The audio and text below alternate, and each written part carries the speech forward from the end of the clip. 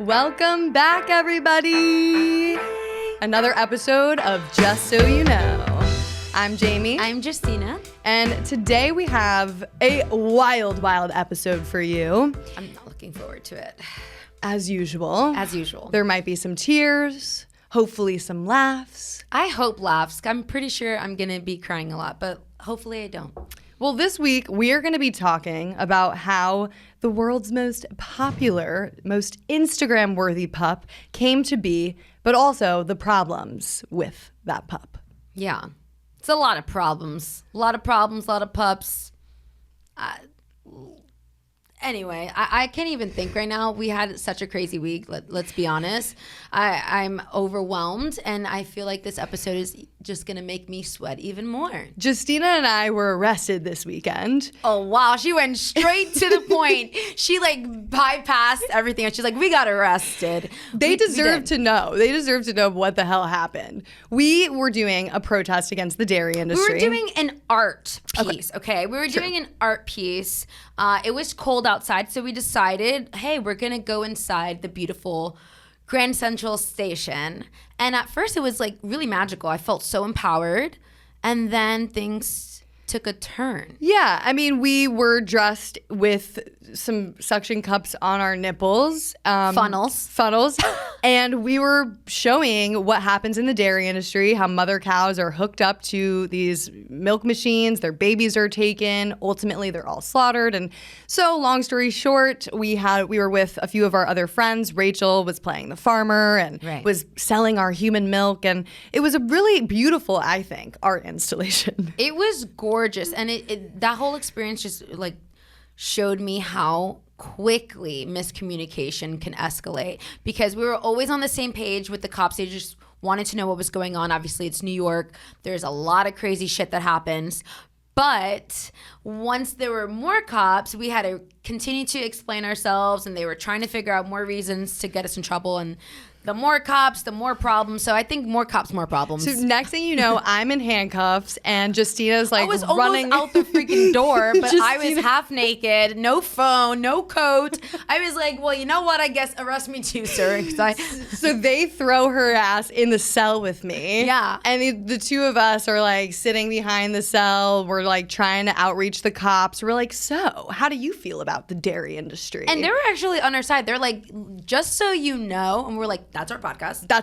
Subscribe, follow, by the way. Rate it, comment. And they were like, just, we're not against your cause. It's just there's certain rules at the train station, and the MTA has to follow regulations. But we got in and out of there. Yeah. We had a lot of stories. We bonded, and it was all for the animals, so it's worth it. And I would like to say that don't hesitate to ask the cops for some water with lemon and mint if that's what you're feeling. Right. Because they will do it. Just kidding. I was thirsty. He was like, is there anything you need? I was like, yes, water. And Jamie's like, with lemon and mint. And it lightened up the situation, because at the end of the day, it was just ridiculous that we were even detained. I mean, a skinny margarita while you're at it. I can't with her. So yeah, that was our week. It definitely was. It was something that was unexpected, but I'm so glad we could share that experience together. From the podcast studio to the jail cells of Grand Central, we really cover it all. Hey, we're in this together, girl. We're in this together. And so, guys, today that leads us into speaking of being held under custody. Breeding impaired breeds. Breathing impaired breeds. That's what I meant to say. That is a tongue twister. What does that mean? I don't know. What does that mean? Well, let's get into it, guys. Today in this episode, we're going to be talking about how humans, over hundreds of years, we have genetically modified and manipulated dogs to fit human trends. And it hasn't always led to the best outcomes for the animals. I mean, don't get us wrong. We love a cute little Frenchie. They are so adorable. I mean, the tiny little Pomeranians, it's not their fault that they exist. Exactly. The problem is that we've tried to take different traits from temperament to hypoallergenic to just their appearance and modify them genetically, which has led to a lot of health problems. So we're not opposed to people adopting these animals, but we are opposed to people continuing to breed these breeds into existence. And in this episode, we're going to uncover why. So what are 5 things off of the top of your head that you know about French bulldogs, pugs, or other breathing impaired breeds? Well, for instance, with the French bulldogs, pugs, they're just so trendy right now, which is weird. Like, dogs are trendy, like certain breeds, like that's fucking weird. But it's like, don't get a French bulldog, get a French boyfriend. Like, come on, what the hell? Follow Justina's lead. Ting ting. I gotta say, I love Antoine. He's a good one. Wow, he's getting a name shout out. He's a keeper. Well, we gotta really put a name to the face. French, Antoine, French bulldog. We're just kind of making it all come together right now. Right. So, okay, yeah, you're right. So they are really popular and trendy right now, which is weird to even say that dogs, like individuals, can become trendy. What's so weird to me is it's like, why don't people want to be individuals, and why does everybody want to like have the same coat and have the same dog and have the same style? It's like, I know. Be your own person. It's progressively getting ridiculous. Everybody wants to be... They want to conform. Like, what the heck? It's a status symbol. Right, it is. So that leads me to my first fact about breathing impaired breeds. Breeding impaired breeds. She can't say it. It's going to be a tough one this episode. So they're very expensive. French bulldogs could be upwards of $5,000. That is ridiculous. $5,000. And that's not even talking about all the surgeries and health costs, the vet visits that their toys, their treaties, their codes, like that's a lot. Their treaties? Their treaties. Sorry, that's my dog voice. That is your dog voice. It's my voice in general, but like when I see animals, it's a tick. I have to do it. I know. Every time we're walking down the street, I just start hearing the little squeak in my ear, and I'm like, yeah, but I'm like, there's a dog somewhere. Where are they? I feel it, and they're like, she knows my name. So if people want to adopt these breeds, they really have to be aware of the vet costs. Yeah, the costs that come along with them. Another fact that I have is that pugs specifically can no longer be classified as typical dogs because of all the health problems that they face. I'm confused. They're not considered dogs? Typical dogs. So typical dogs, I guess, wouldn't have as high rates of heart disease or obesity rates. So the care that it takes to raise a pug and have a pug as part of your family is a lot more intensive than, I guess, a mixed breed dog. Aww. So they're not classified as typical dogs, and there's some articles about it online. Interesting. What's your next fact? I had a roommate who had a Pomeranian, and he was definitely designed to be a fashion statement, like adorable as cluck. I mean, this little thing became like my godson. He had like the blue merle. Is that what the fur is called? Blue merle? I don't freaking know. He was adorable, super fluffy, but he could not breathe, and he sounds like a 90-year-old smoker. He literally sounded like a smoker, and I would play with him, and I would be like, oh my God, we can't play because he might have a heart attack because he can't breathe. So it doesn't just stick to those typical dog breeds that we're thinking about. It could be any dog breed that is designed specifically to match our aesthetics. And like super genetically modified. Right. It's insane. So the average lifespan of an English bulldog is about 6 years. What? Only 6 years? That's crazy. Because the flat face, that's when they're out in the heat, any sort of running, fetch, any sort of normal behavior that gives dogs a quality of life, they have trouble engaging with. That's so sad. That leads me to another fact that I know is like, I used to dog walk. For a couple years back in the day. It was the best job ever. I remember the bulldogs I used to walk. There was this one in particular, I can't remember his name, but he didn't only have breathing issues. He just had sinus issues in general, and he had to have so many medications, and I used to fight the owner. It was like, what the heck are you doing? Change his diet. But like they were like, it's his breed. He had gunk in his eyes. He had cataracts. It was just his whole sinus passageways, his ears, his eyes, his nose. The poor thing was struggling. We're breeding them to suffer. It's Yeah. totally, I mean, so bulldogs, another fact that I have is bulldogs can't have babies on their own, so we have to give them C-sections. And Frenchies. Oh no. They can't even mate on their own. That's weird. That means like they're not supposed to be here. They're not supposed to be here. I don't know, like what? That was good. We can write a song on that. Yeah. Well, that is a song. There's some really sick exposés that show breeders who jerk these dogs off, collect the semen, and sexually assault. I mean, that is what it is. The dogs to impregnate them. And you hear Twisted. them cry, and no. and it just kind of goes to show that no matter if it's a puppy mill where these dogs are kept on cages and cages and cages in basements or backyard, it doesn't matter. Even if it's a small breeder that has only a few dogs, it's still sexual assault. Oh my God, that really pisses me off because like I totally, growing up, I had my mom bought a toy Shih Tzu for us, and it was from a breeder. So, and I can't even imagine because they were like, oh, no worries. There's going to be another litter if you don't find the one.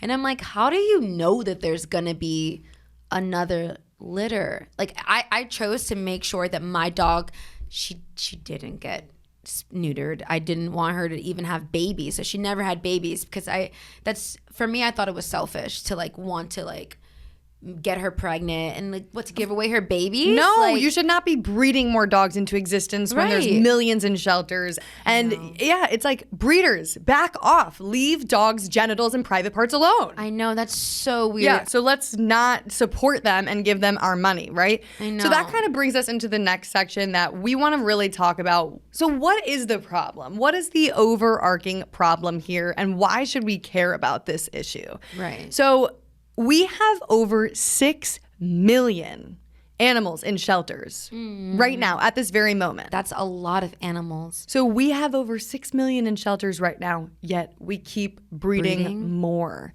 And not only are we breeding more, but we're breeding more animals into existence that have severe health problems.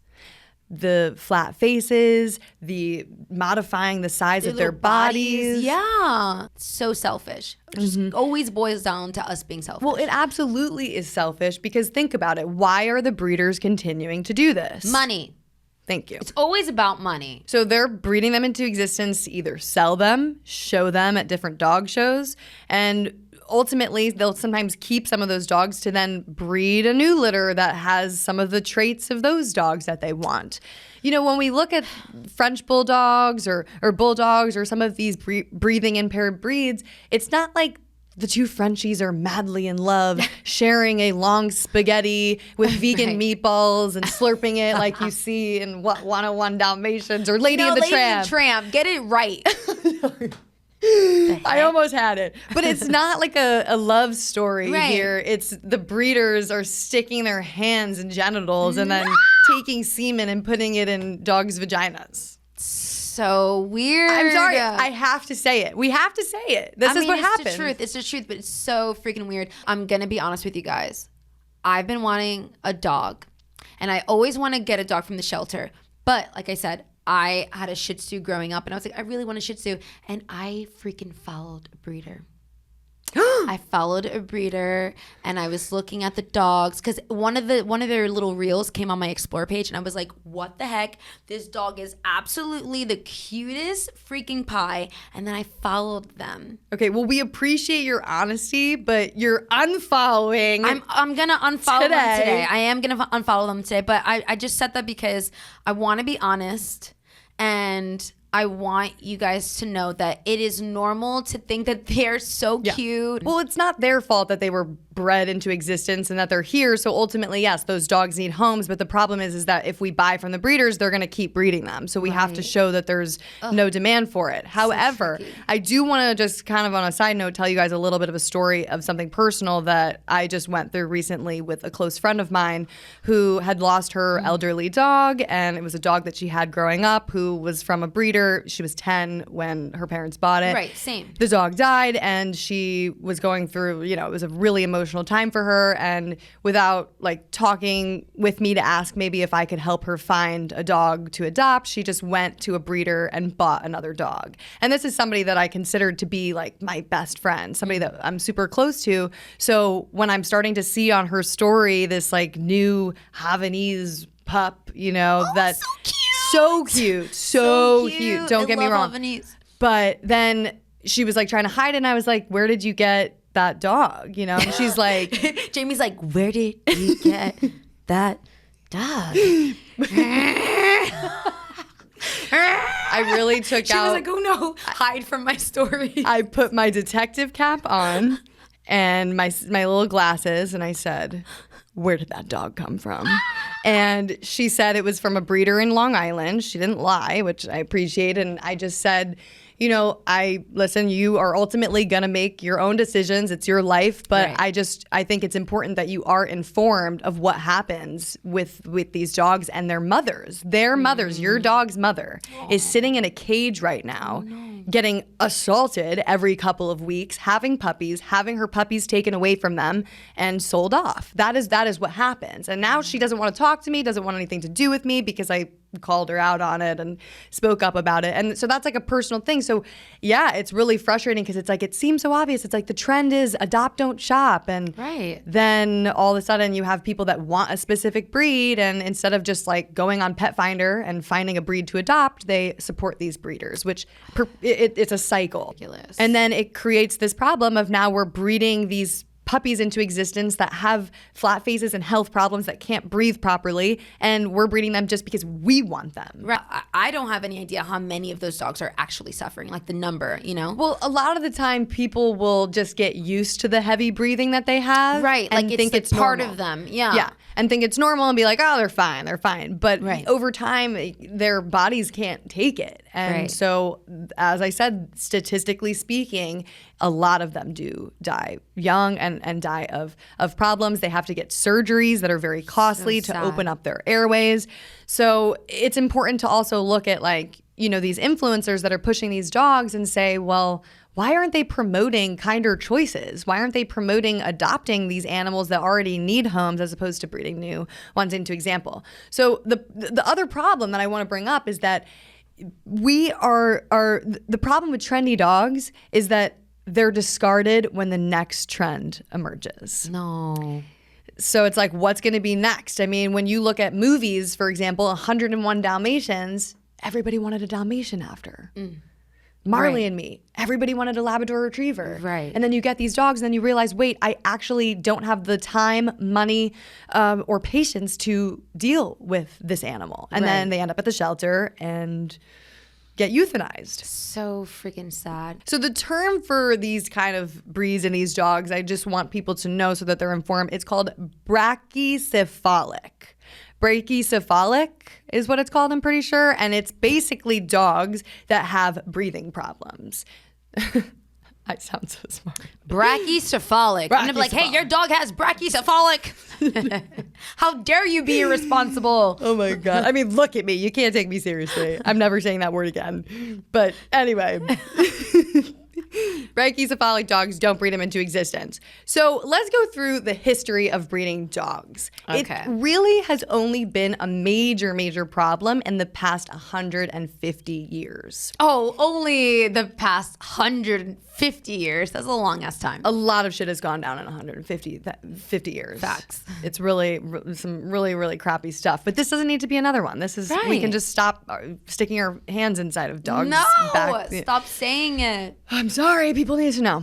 So, what is a breeder? What is dog breeding? It's the practice of mating selected dogs together with the intention of maintaining certain traits. But we've been doing this for a long time. Right. So originally, we used to use dogs we shouldn't be using animals to begin with, but people used to breed dogs for purposes of hunting, for purposes of protection. So like uses to, they have shepherds for, helping with farmed animals. It's messed up, but this is kind of like what people were breeding dogs for originally. Right, they're like, oh, you're really good at running. Okay, we're going to use this dog for that. Makes sense. Okay. So before the 1860s, dogs were primarily bred for purpose and not aesthetics. But the 19th century, you start seeing where we do start judging off of aesthetics, and they start breeding dogs for color, height, shape, and it actually started where there was this one guy who was allergic to dogs, and they found that they could breed hypoallergenic dogs. And so when they discovered that they could breed dogs that people are less allergic to, I guess based off of the fur, they realized, wait, we could do a lot more than just that. So right now we have about 450 recognized dogs. You have your King Charles Cavaliers, which are adorable, Huskies, Labrador Retrievers, Golden Retrievers. Some of, these are the more popular and well-known dogs that exist. And by definition, purebred dogs are simply dogs that are related to each other in some way or another. I mean, they had fucking cousins.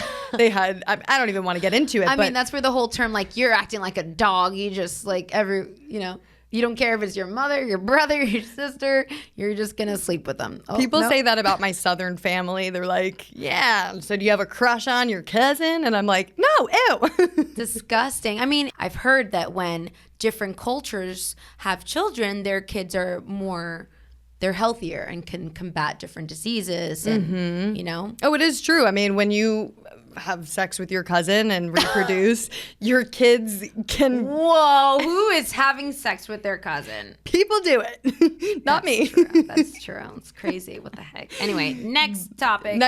The point is that it can cause a lot of health problems, and purebred dogs, they are simply just a result of breeding family members over and over. That's how they look the same. So it's actually pretty gross and like kind of weird. That makes sense. So throughout the 20th century, Americans, we got better at producing everything: cars, clothing, even meat products. And purebred dogs, unfortunately, also became another mass-produced thing that people started buying, and they realized, wait, I could make a lot of money off of this. Nowadays, you have dogs that are going for over $5,000. Insane. I think certain breeds are like over $70,000. My brother has a Malinois. 70? Yeah, my brother has a Malinois, which is kind of like a German Shepherd mix, and they use those dogs in the military. They're brilliant. They're really, really smart. I know which ones you're talking about. And those dogs, me, actually. They're intense. He's so sweet. He's such a goof, my brother's dog. Aww. But my brother got his dog because his ex-girlfriend was working at like a canine training facility and left the dog at his house one time and never came back to pick the dog up. So I'm like, I guess that's okay. I'm not going to get mad at him for that. That's okay. Yeah. That's kind of like adopting. Yeah, it is. He ended up taking the dog in. He's got a good life and whatnot. So we start to see that this is the history of it. And now we're at the problem where we're at today, where we have shelters that are overflowing. We're breeding these extremely genetically modified dogs that have health problems. And there's little regulation and laws to oversee this. That business needs to be shut down. Right. Well, we're going to get more specific in this next segment, guys. We are going to speak to Jacob Shaw. He is the Special Projects Manager at PETA, and he's going to talk to us and answer our specific questions about what is the problem with breeding dogs and what is the solution here, really. Right. What's the solution? Let's find out. Hi, Jacob. How are you? Hey, guys. Jacob Shaw of PETA, welcome. Thank you so much for having me on. I'm a big fan of the show, so this is very exciting. Yay. Well, Jacob, can you just let us know what you do at PETA? Yeah, of course. So I'm a special projects manager here at PETA. So I get to work on a lot of our amazing campaigns, like our campaign against the use of glue traps. And as we're talking about today, our campaign to raise awareness about the suffering of breathing impaired dog breeds. But why is this so important? Yeah, so it's an issue because, like you guys mentioned earlier in the show, these are some of the most popular dog breeds in the country. These are your French bulldogs, English bulldogs, boxers, pugs, and French bulldogs in particular are the most popular dog breed in the entire US right now. That's And crazy. many of these dogs, they can't even do the most basic things that make a dog's life joyful or fulfilling, like going for a walk, playing with a ball, running around with other dogs without just constantly gasping for air. So, they spend their whole lives struggling to breathe. So it's the scale of the issue, how popular these dogs are, and the magnitude of their suffering, because it's just every moment of their life. I love how you bring up the individual suffering, because suffering is suffering when an individual experiences discomfort or pain. When we look at things on a mass scale, sometimes it can be hard to look at the numbers and empathize. But then when you actually break it down, like there is an individual that has a heart that's failing because of how they were bred, and owners that have to shell out thousands and thousands of dollars. Like that is an individual case.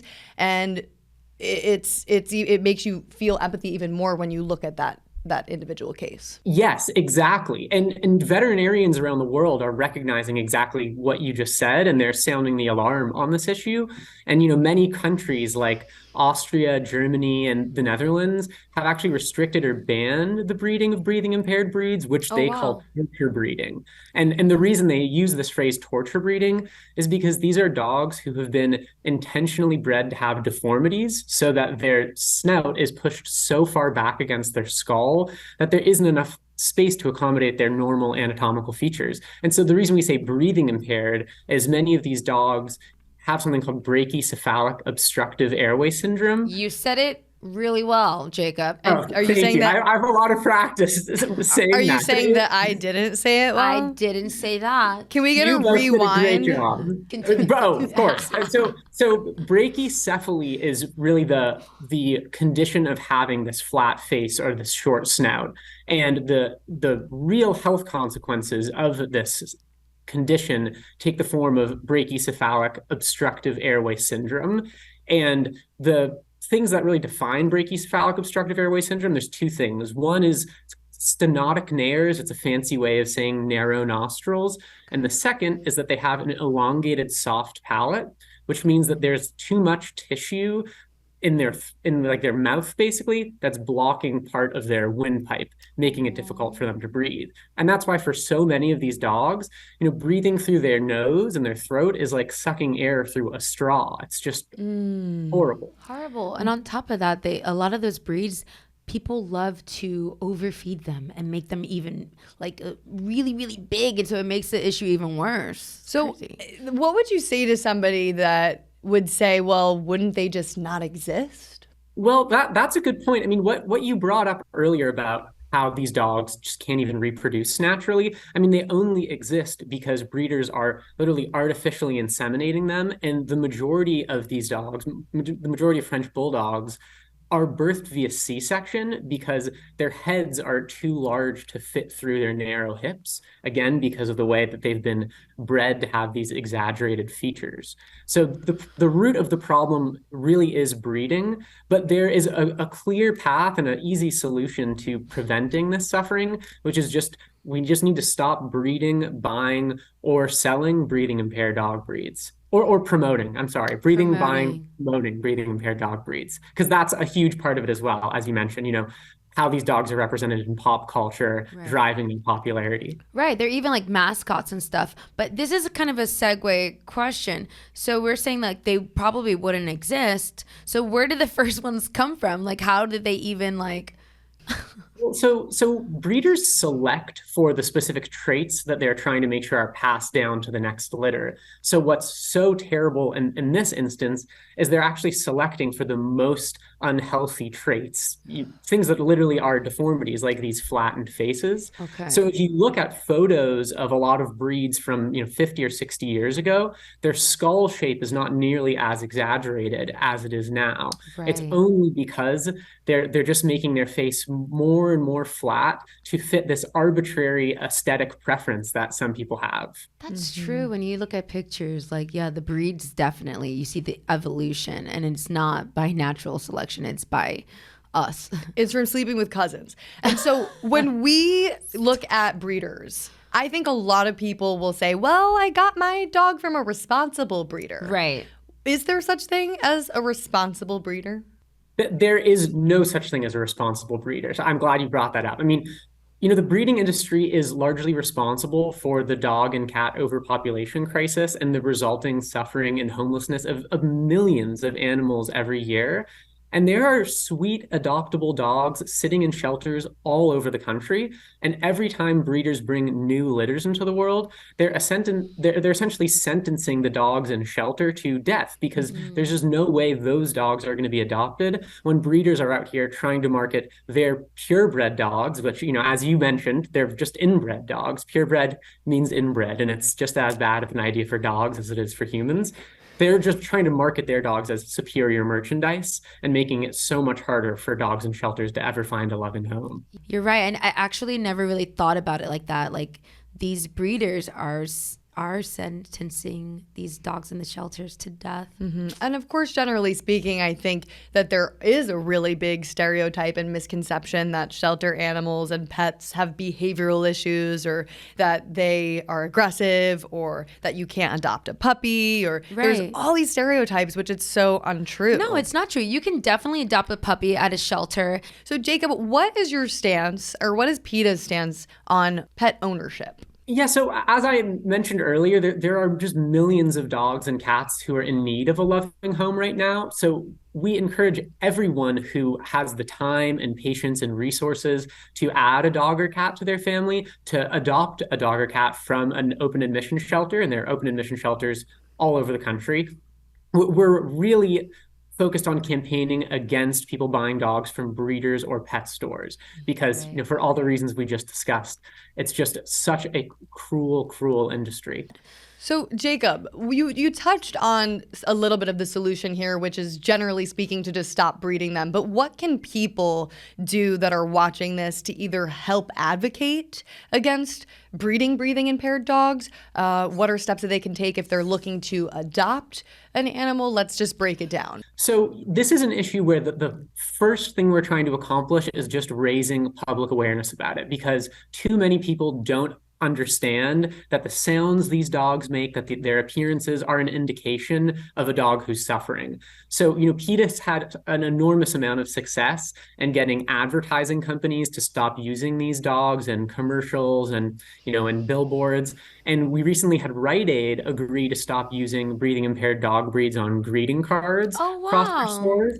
That's so huge. Mm-hmm. As far as each individual person, in addition to never buying a dog from a breeder or a pet store, we're really encouraging everyone to tell their family members, their friends, their neighbors, really anyone who will listen, that these breathing impaired dog breeds chronically suffer. They deal with a lifetime of debilitating health ailments, and just every single day is a struggle to get enough air into their lungs.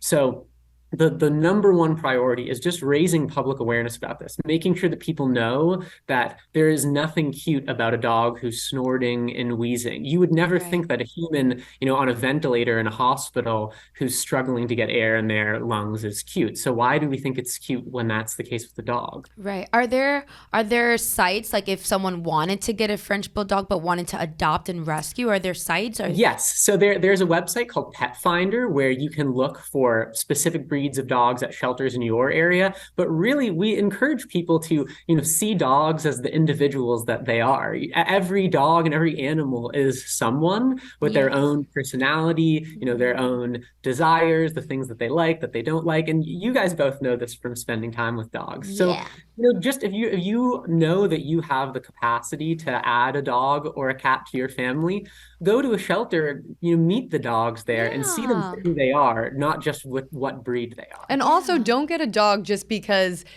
you want to for yourself. I think it can be a very selfish decision. Like, I need this breed, I want this dog, and it becomes all about you, right? As opposed to the life that Companionship. the companionship, the life that you're going to spend with another living being, you know? And so I think another great thing would be to foster. Oh, I was just going to say, you know, I think it's just wonderful that you're fostering dogs. That's such a beautiful thing to do.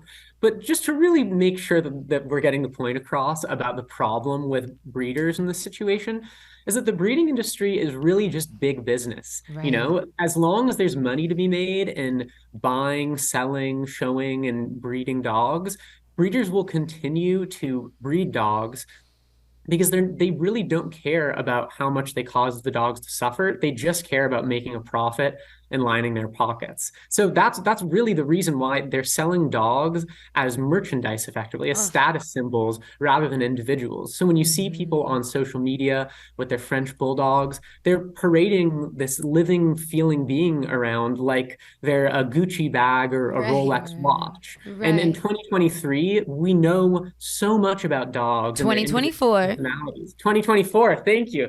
See, that's what happens when you better know. We better know now. If you didn't know in 2023, you better know in 2024.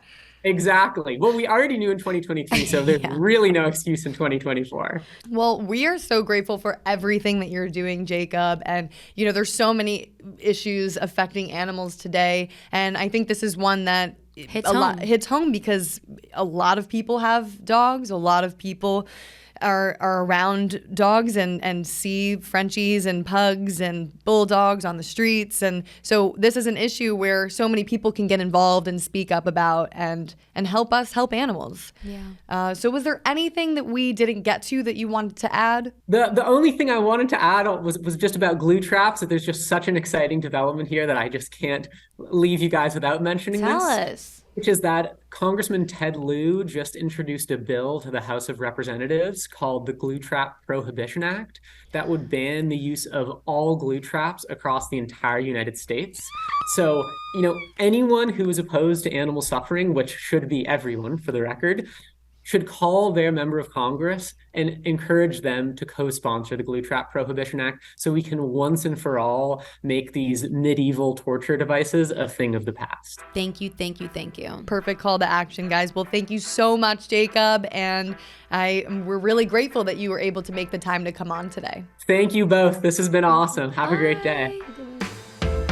Well, I'm so glad that we got to talk about this issue because being that French bulldogs are some of the most popular, they are the most popular. It's the most popular. That's crazy. I never thought about getting a French bulldog. No offense. It's a pressing issue facing dogs today. And so now you guys are more aware of what is going on surrounding these popular dog breeds. And if you guys have stories about how maybe your dog was facing breathing problems due to their breed, we'd love to hear your stories and hear what you've had to go through because of how humans have bred them. And those are the obvious ones, and they're the most trending ones. But if there are other breeds and you have a dog that's also suffering from certain issues, please let us know so we can continue to create more awareness. Absolutely. Well, thank you guys so much for watching. Please rate, like, subscribe to this podcast. Comment, let us know if you loved it, if you hated it. Keep sharing it. And I didn't cry today. What the heck? I failed. I'm so happy. I thought you were going to cry at the part where I was talking about where they sexually assault them. I just blocked it out because I don't think I would cry. I would throw this microphone across the fucking room. It's angry, yeah. It's an angry feeling. But you know where to find us. I'm at It's Jamie's Corner. And I'm at Justina.Justina. Definitely go follow PETA, and we'll be back next week. We'll be back. We'll be back. We'll be back.